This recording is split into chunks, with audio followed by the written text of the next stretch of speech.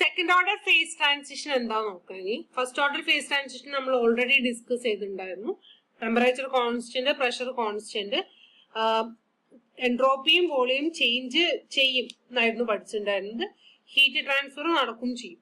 Okay, so second order എന്ന് പറഞ്ഞിട്ടുണ്ടെങ്കിൽ, second order phase transition എന്ന് പറഞ്ഞിട്ടുണ്ടെങ്കിൽ കോൺസ്റ്റന്റ് ടിയും പിയും ആണ്. പക്ഷെ നോ ഹീറ്റ് ട്രാൻസ്ഫർ നടക്കില്ല, ഹീറ്റ് ട്രാൻസ്ഫർ ഉണ്ടാവില്ല. നോ എൻട്രോപ്പി ചേഞ്ച് ആണ്, നോ വോളിയം ചേഞ്ച്, ഒന്നും ചേഞ്ച് ചെയ്യില്ല എന്നുള്ളതാണ് എന്ത് പറയുന്നത്, സെക്കൻഡ് ഓർഡർ ഫേസ് ട്രാൻസിഷൻ പറയുന്നത്. പിന്നെ എന്താണ് ജീന്റെ പ്രത്യേകത? ജിയിൽ ഉണ്ടാകുന്ന പോയിന്റ്സ് നമുക്ക് ഇമ്പോർട്ടന്റ് പോയിന്റ്സ് എന്ന് പറഞ്ഞാൽ G1 = G2 ആണ് ഫേസ് ട്രാൻസിഷനിൽ. സെക്കൻഡ്, പിന്നെ ഇതിന്റെ ഡെറിവേറ്റീവ് റെസ്പെക്ട് ടു ടി എന്താണ്, കണ്ടിന്യൂസ് ആണെന്നാ പറയുന്നത്. ഓക്കെ, അതായത് ∂G/∂T എന്ന് പറഞ്ഞാൽ എസ് ആണ് നമുക്കറിയാം, വാറ്റൂസ് ഡയഗ്രത്തിൽ നമ്മൾ അറിയുന്നതാണ്. ആ S1 = S2 ആണ്. അതുപോലെ ∂G/∂P എന്ന് പറഞ്ഞാൽ V ആണ് നമുക്കറിയാം, അത് V1/V2 ചേഞ്ച് ചെയ്യില്ല. പിന്നെ ഇതിന്റെ സെക്കൻഡ് ഡെറിവേറ്റീവ് എന്താന്ന് പറയുന്നത് ഡിസ്കണ്ടിന്യൂസ് ആണെന്ന് പറയുന്നത്. അത് അവിടെ second derivative with respect to പിയും ടിയും എന്താ വാല്യൂ എന്ന് നമുക്കൊന്ന് കണ്ടുപിടിച്ച് നോക്കണം, ഡിസ്കണ്ടിന്യൂറ്റി നോക്കാൻ വേണ്ടിയിട്ട്. ഓക്കെ, സോ എക്സാമ്പിൾസ് പറയുന്നത് transition of a ferromagnetic material to paramagnetic at Curie temperature എന്താണ്, സെക്കൻഡ് ഓർഡർ ഫേസ് ട്രാൻസിഷൻ ആണ്. ഇനി superconducting material to normal സ്റ്റേറ്റിലേക്കുള്ള ട്രാൻസിഷനും എന്താണ്, സെക്കൻഡ് ഓർഡർ ഫേസ് ട്രാൻസിഷൻ ആണ് in the absence of magnetic field. Order to disorder ട്രാൻസിഷനും അതുപോലെ എന്തിൽ വരുന്നതാണ്, സെക്കൻഡ് ഓർഡർ ഫേസ് ട്രാൻസിഷൻ ആണ് വരുന്നത്. നമുക്കതിൽ ടി ഗ്രാഫ് വരച്ചിട്ടുണ്ടെങ്കിൽ അതെന്താണ്, കണ്ടിന്യൂസ് ആണ്. ഡെറിവേറ്റീവ് എടുത്ത് ഗ്രാഫ് വരച്ചാലും കണ്ടിന്യൂസ് ആണ്. വിത്ത് റെസ്പെക്ട് ടി ആണ്, പി ആണ്. ടിയിൽ ഡെറിവേറ്റീവ് എന്ന് പറഞ്ഞാൽ എസ് ആണ്, പിയിൽ ഡെറിവേറ്റീവ് എന്ന് പറഞ്ഞാൽ വി ആണ്. വാറ്റൂസ് ഡയഗ്രാം ഒന്നും കൂടി ഓർത്ത് നോക്കുക, എല്ലാം കണ്ടിന്യൂസ് ആണ്. സെക്കൻഡ് ഡെറിവേറ്റീവ് കണ്ടിന്യൂസ് അല്ലാന്നും പറയുന്നുണ്ട്. ഓക്കെ, സോ സെക്കൻഡ് ഡെറിവേറ്റീവ്സ് ഒക്കെ ഒന്ന് കണ്ടുപിടിച്ച് നോക്കാം എന്താണ് അതിന്റെ റിലേഷൻ. അതിനുവേണ്ടി എന്ത് ചെയ്യാ വെച്ചാൽ G1 = G2 ആണെന്നറിയാം. സോ ഫസ്റ്റ് ഡെറിവേറ്റീവും അതുപോലെ തന്നെ എന്താണ്, കണ്ടിന്യൂസ് ആണെന്നറിയാം. S1 = S2 ആണ്. Second derivative with respect to പിയും കണ്ടിന്യൂസ് ആണ്. V1 = V2 ആണ്. പിന്നെ നമുക്ക് സെക്കൻഡ് ഡെറിവേറ്റീവ്സ് കാണാൻ പോവാണ് ഞാൻ. അതിനു വേണ്ടി CP എന്ന് പറഞ്ഞാൽ T ∂S/∂T അല്ലല്ലോ CP. ഞാൻ വെറുതെ എന്ത് ചെയ്യാന്ന് വെച്ചിട്ടുണ്ടെങ്കിൽ CP/T എന്ന് പറഞ്ഞാൽ ∂S/∂T ആണ്. ഈ എസിന് പകരം ഞാൻ എന്ത് ചെയ്യാണ്, എസ് എന്താന്ന് പറഞ്ഞിട്ടുണ്ട്, ∂G/∂T അല്ലേ, ഇവിടെ സബ്സ്റ്റിറ്റ്യൂട്ട് ചെയ്യുക എസിന്. അപ്പൊ ∂2G/∂T² കിട്ടും. ഓക്കെ, അപ്പൊ ∂2/∂T² എന്ന് പറഞ്ഞാൽ എന്താ, കണ്ടിന്യൂസ് ആണോ അല്ലേ എന്നുള്ളതാണ് എനിക്ക് നോക്കേണ്ടത്. ഓക്കെ, അതിന് വേണ്ടിയിട്ട് ഞാൻ ഇങ്ങനെ ഒരു ഇക്വേഷൻ ഇവിടെ ഉണ്ടാക്കി വെച്ചിട്ടുണ്ട്. അതേപോലെ ഐസോതെർമൽ കംപ്രസിബിലിറ്റിക്ക് ഇങ്ങനെ ഒരു ഫോർമുല ഉണ്ട്, -1/V ∂V/∂P. ഈ വിക്ക് ഞാൻ ഇതുപോലെ അവിടെ വി ഉണ്ടല്ലോ, ഇതിന് ഞാൻ എന്ത് ചെയ്യാം, ∂G1/∂P കൊടുക്കണം, ഇവിടെ സബ്സ്റ്റിറ്റ്യൂട്ട് ചെയ്യും. അപ്പൊ കെയിൽ എനിക്ക് ഒരു റിലേഷനും കിട്ടും. കെയിൽ കിട്ടുന്ന റിലേഷൻ എന്താണ്, കെയിൽ കിട്ടുന്ന റിലേഷൻ KV = -(-2G/∂P²). അപ്പൊ ∂T² കിട്ടി, ∂P² എനിക്ക് ഇക്വേഷൻ കിട്ടിയേ. ഇനി ക്യൂബിക്കൽ എക്സ്പാൻഷനിലും വി ഉണ്ടല്ലേ, അപ്പൊ ഇതിൽ വിയിൽ ഞാൻ ∂G/∂P കൊടുത്താൽ ഇങ്ങനെ ഒരു ഇക്വേഷൻ എനിക്ക് കിട്ടും കേട്ടോ, പിയിലും ടിയിലും. അപ്പൊ ഡെറിവേറ്റീവ് എന്ന് പറഞ്ഞാല് 2 പ്രാവശ്യം ഡെറിവേറ്റീവ് എന്താന്നുള്ളതല്ലേ, എങ്ങനെയാണ്, കണ്ടിന്യൂസ് ആണ് ഡിസ്കണ്ടിന്യൂസ് ആണെന്നുള്ളതാണ് ഞാൻ പറയാൻ പോകുന്നത്. അപ്പൊ പിയിൽ 2 പ്രാവശ്യം ചെയ്യാം, അതുപോലെ ടിയിൽ 2 പ്രാവശ്യം ചെയ്യാം, ടിയിലും പിയിലും ചെയ്യാം. ഓക്കെ, അപ്പൊ 2 ഫേസിൽ ഞാൻ എടുക്കുകയാണ്, 2 ഫേസിൽ ആദ്യത്തെ ഇക്വേഷൻസ് യൂസ് ചെയ്യാണ്. അപ്പൊ ∂2G1/∂T² കണ്ടിന്യൂസ് ആണോ അല്ലേ എന്ന് അറിയാൻ വേണ്ടിയിട്ടാണ് ഈ 2 ഇക്വേഷൻസ് ഞാൻ എടുത്തിട്ട് എന്ത് ചെയ്യണം, ഒരു റിലേഷൻ കണ്ടുപിടിക്കാൻ പോവാണ്. ഓക്കെ, അപ്പൊ അതിലെനിക്ക് റിലേഷൻ കിട്ടുന്നത് എന്താ വെച്ചാല് CP2 - CP1/T എന്ന് പറഞ്ഞാൽ ഇത് തമ്മിലുള്ള ഇതിന്റെ ഡിഫറൻസ് ആണ്. അപ്പൊ ഇത് തമ്മിൽ എന്ന് പറഞ്ഞാൽ ഫസ്റ്റ് ഡെറിവേറ്റീവ് തമ്മിലുള്ളത് കണ്ടിന്യൂസ് ആണോ അല്ലേ, അല്ല, 0 ആണെങ്കിൽ കണ്ടിന്യൂസ് ആണ്, പക്ഷെ കണ്ടിന്യൂസ് അല്ല, അത് CP2 - CP1/T ആണ്. ഇനി ഞാൻ പിയിലുള്ള ഫംഗ്ഷൻ സെക്കൻഡ് ഓർഡർ കണ്ടിന്യൂസ് ആണോ അല്ലേ നോക്കാണ്. അപ്പം പിയിലുള്ള ഫംഗ്ഷൻ കണ്ടിന്യൂസ് അല്ല, ഇത് 2 ഈക്വൽ ആണ്. ഇത് 0 ആണെങ്കിൽ കണ്ടിന്യൂസ് ആണ്, ഇത് കണ്ടിന്യൂസ് അല്ല, ഇതൊരു വാല്യൂ ഉണ്ട്. ഓക്കെ, KV എന്ന് പറഞ്ഞൊരു വാല്യൂ ഉണ്ട്. ഇതിപ്പോ ഞാൻ അടുത്തൊന്ന് കണ്ടുവച്ചിട്ടുണ്ടായിരുന്നു അല്ലെ, നമ്മൾ കണ്ടുവച്ചിട്ടുണ്ടായിരുന്നു, അതായത് Γ-V എന്ന് പറഞ്ഞാൽ ∂P ടിയിലും പിയിലും ഡെറിവേറ്റീവ്, സെക്കൻഡ് ഡെറിവേറ്റീവ് എങ്ങനെയൊക്കെ വരാം, T² വരാം, T² വരാം, പിയിലും ടിയിലും വരാം. ഈ ക്വാണ്ടിറ്റിയും എന്തല്ല, 0 അല്ല, 2 ഈക്വൽ അല്ല, ഇത് 0 അല്ല, 2 ഈക്വൽ അല്ല. അപ്പൊ അതെന്തല്ല എന്ന് പറയാൻ എനിക്ക് എന്ത് പറയാൻ പറ്റും, ഇതും എന്താണ്, ഒരു ഫംഗ്ഷൻ ആണ്, ഇത് E × Γ1 - Γ2 ആണെന്ന് പറയാൻ പറ്റും. ഈ 3 ടേം ഞാൻ പരിശോധിച്ചതില് ഒന്നും എനിക്ക് എന്തായിട്ട് കിട്ടില്ല, സെക്കൻഡ് ഡെറിവേറ്റീവ് എന്തായിട്ട് കിട്ടിയിട്ടില്ല, 0 ആയിട്ട് കിട്ടില്ല, ഒരു വാല്യൂ ആയിട്ട് കിട്ടി അല്ലെ, ഒരു വാല്യൂ ആയിട്ടാണ് കിട്ടിയിട്ടുള്ളത്.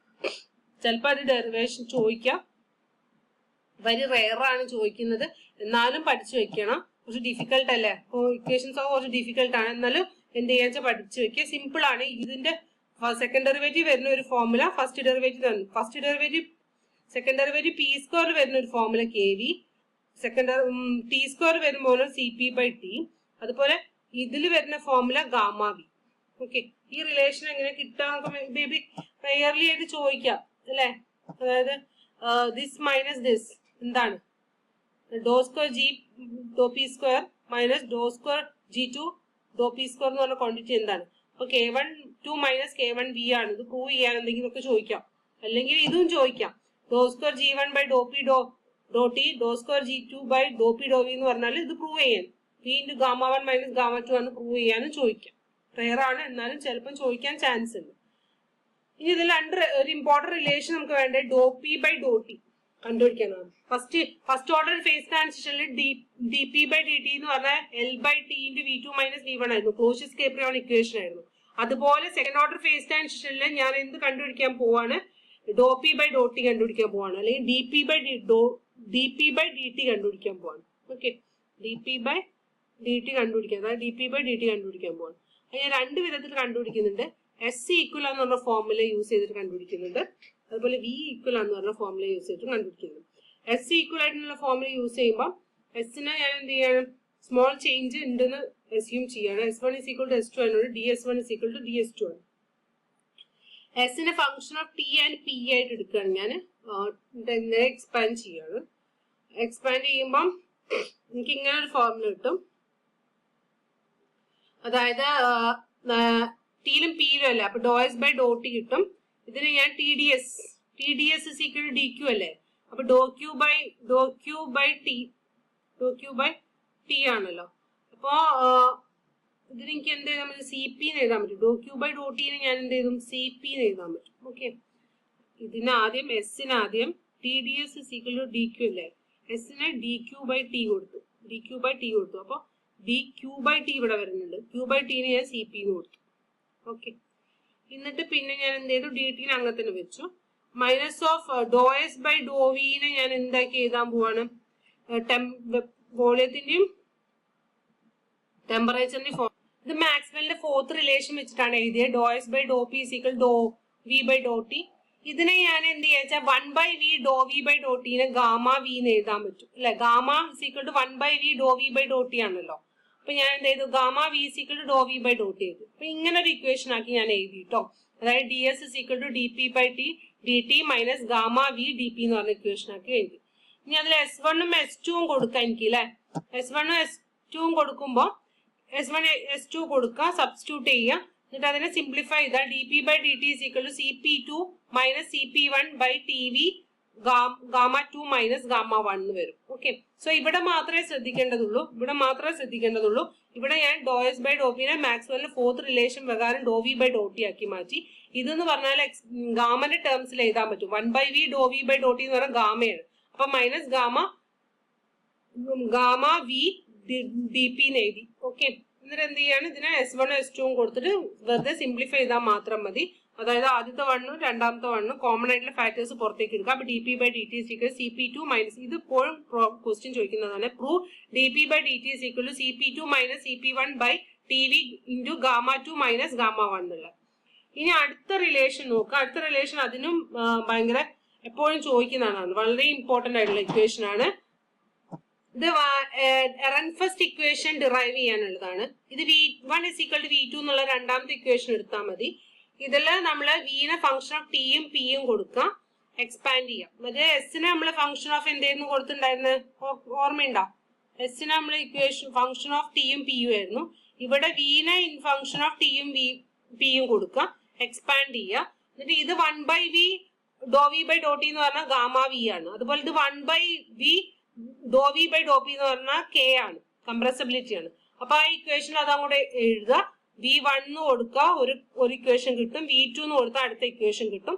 ആ ഇക്വേഷൻ എന്ത് ചെയ്യാന്ന് വെച്ചിട്ടുണ്ടെങ്കിൽ കോമൺ ഫാക്ടേഴ്സിനെ പുറത്തേക്ക് എടുക്കുക. അപ്പൊ dp/dt എന്ന് പറഞ്ഞാൽ Γ2 minus Γ1 by K2 minus K1 എന്നുള്ള ഫോർമുലയിലേക്ക് പോകും. ഇതിനാണ് നമ്മൾ എന്തെന്ന് പറയുന്നത്, എറൻഫസ്റ്റ് ഇക്വേഷൻ എന്ന് പറയുന്നത്. So we have to derive the Ehrenfest equation. എപ്പോഴും ക്വസ്റ്റ്യൻ ചോദിക്കുന്നതാണ്, 5 മാർക്കിനും 10 മാർക്കിനും പ്രോബ്ലത്തിലൊക്കെ വരുന്നതാണ്. എറൻഫസ്റ്റ് ഇക്വേഷൻ ഡിറൈവ് ചെയ്യാൻ V1 = V2 എന്നുള്ള ഫോർമുല എടുക്കുക. ഇതിൽ 1/V കൊടുത്താൽ ഇത് എന്താവും, ഗാമയാവും. ഇവിടെ 1/V കൊടുത്തിട്ടുണ്ടെങ്കിൽ കംപ്രസിബിലിറ്റി, ഇത് കംപ്രസിബിലിറ്റി ആണ് K, ഇത് ക്യൂബിക്കൽ എക്സ്പാൻഷൻ ആണ്. ഇതിന്റെ ഫോർമുല നോക്കിയാൽ ഇത് രണ്ടും എങ്ങനെയാ വരുന്നതെന്ന് മനസ്സിലാക്കാൻ പറ്റും. പിന്നെ ജസ്റ്റ് ഒന്ന് സിംപ്ലിഫൈ ചെയ്തിട്ടുണ്ടെങ്കിൽ dp/dt = Γ2 - Γ1 K2 - K1 എന്നുള്ള ഫോർമുല നിങ്ങൾക്ക് കിട്ടും.